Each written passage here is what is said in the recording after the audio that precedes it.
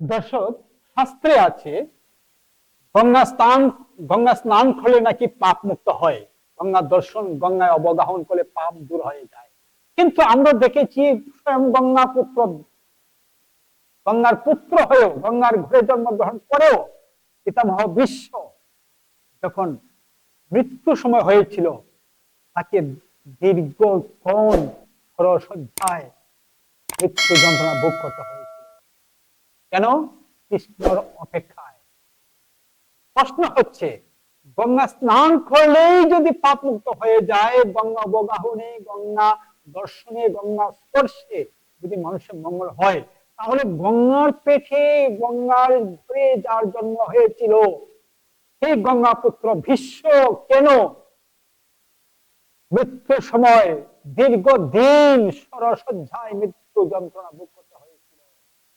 যিনি 100 জন্মে কোনো পাপ করেননি, যিনি ছিলেন তেজস্বী, যিনি ছিলেন ব্রহ্মজ্ঞ, যিনি ছিলেন কি বলবো ইচ্ছা মৃত্যুধারী, যিনি ছিলেন ব্রহ্মচর্য, এত গুণের অধিকারী হওয়া সত্ত্বেও কেন তিনি মৃত্যু সজ্জায় ছটফট করেছিলেন, স্বরের উপর তাকে দীর্ঘদিন অবস্থান করতে হয়েছিল? জানেন কি? আজকে আলোচনার বিষয়বস্তু তাই। কারণ আশা করি আপনার আমার প্রত্যেকের জীবনী সেটা মঙ্গল বয়ে আনবে। দেখুন, সেই গঙ্গাপুত্র ভীষ্ম, পিতামহ ভীষ্ম দীর্ঘদিন, আমরা জানি, আমরা মহাভারত দেখেছি বা মহাভারত পড়েছি, আমরা জেনেছি যে গঙ্গাপুত্র ভীষ্ম দীর্ঘদিন স্বরের উপর তাকে থাকতে হয়েছিল, অবস্থান করতে হয়েছিল। তারপর কৃষ্ণ যখন পিতামহকে দেখতে গিয়েছিলেন, তখন পিতামহ কয়েকটা প্রশ্ন করেছিলেন, বলছিলেন, আমি তো বিগত 100 জন্মেও আমি কোনো পাপ করিনি, তবে কেন আমাকে এই নরক যন্ত্রণা ভোগ করতে হচ্ছে বা হয়েছে এতদিন? তুমি আমাকে বলে দাও। আমার জানা সত্ত্বে আমি কোনোদিন কোনো পাপ করিনি, গত 100 জন্মে আমি পাপ করিনি, তবু কেন আমাকে এই মৃত্যু যন্ত্রণা ভোগ করতে হয়েছে এতদিন? তুমি আমাকে বলে যাও। শ্রীকৃষ্ণ সেদিন বলেছিলেন,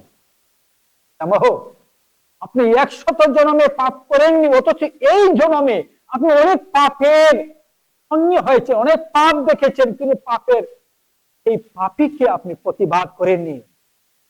আপনার কি মনে আছে সেই কুরুক্ষেত্রের সেই কুরু বংশের রাজসভায় দ্রৌপদীকে যেদিন বস্ত্র অপহরণ করেছিল দুঃশাসন, সেই সভাতে আপনি উপস্থিত ছিলেন।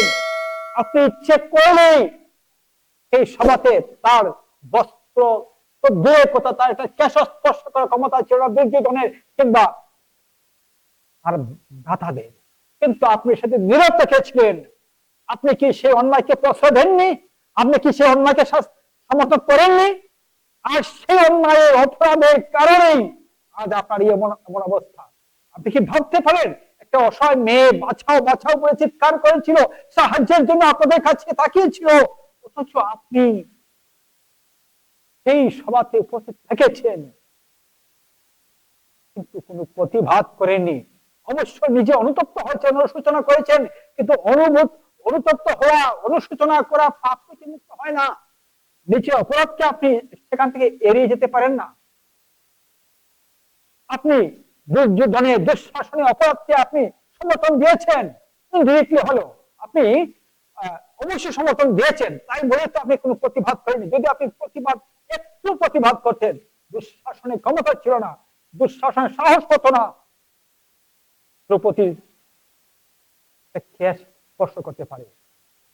সেই পাপের প্রায়শ্চিত্ত স্বরূপ আপনাকে এতদিন সরসজ্জা অপেক্ষা করতে হয়েছে, এবং আপনাকে আরো করতে হবে। আরো বেশ কিছুদিন বাকি আছে দক্ষিণান্তের চলে আসা। দাদা মায়েরা বুঝুন, তাহলে আমরা জীবনে কত পাপ করি, কত পাপ দেখি, কিন্তু কটা পাপের প্রতিবাদ আমরা করতে পারি, বা নিজেই কয়টা পাপ থেকে নিজেকে বিরত রাখতে পারি, সেটা একটা হিসাব দিয়ে। তাই আমাদের জীবনটা অনেক কঠিন। আমাদের জীবনে চলতে গিয়ে আমাদেরকে অনেক হিসাব নিকাশ করে চলতে হবে। আমরা জেনে শুনে পাপ কাজে লিপ্ত হব না, এবং অন্য কেউ যদি পাপ করে আমার ক্ষমতা অনুযায়ী সেখানে প্রতিবাদ করার, সেটা প্রতিবাদটা বিভিন্ন ভাষায় হতে পারে, বিভিন্ন রকম হতে পারে। শরীর দিয়ে শুধু প্রতিবাদ, সেটাই প্রতিবাদ নয়। একটা খারাপ কাজে, একটা দূষণীয় কাজে, একটা অপরাধের কাজে মুখ দিয়ে অনেক কিছু প্রতিবাদ করা যায়, অথবা তাকে বুঝিয়েও অনেক প্রতিবাদ থেকে তাকে বিরত রাখা যায়। সেটা একটা প্রতিবাদ আমি মনে করি। আমার চিন্তাধারার কথা আমি বললাম। সুতরাং আমরা যদি এই জীবনে নিজে অন্যায় থেকে মুক্ত থাকি, অন্যকে অন্যায় করতে না দেই বা প্রতিবাদ করি, তাহলে সবারই মঙ্গল হবে, নিজের মঙ্গল হবে, যে অপরাধের শিকার হচ্ছিল তারও মঙ্গল হবে, এবং যে অপরাধ করছিল তারও মঙ্গল হবে। সেই মুখে আমাদের এখানে মঙ্গল নেই। তো ভালো থাকুন, দেখা হবে আমাদের পরবর্তী ভিডিওতে। যদি আপনি নতুন হয়ে থাকুন, অবশ্যই আমাদের চ্যানেলটি সাবস্ক্রাইব করবেন। দেখা হবে আমাদের পরবর্তী ভিডিওতে। জয় জয়।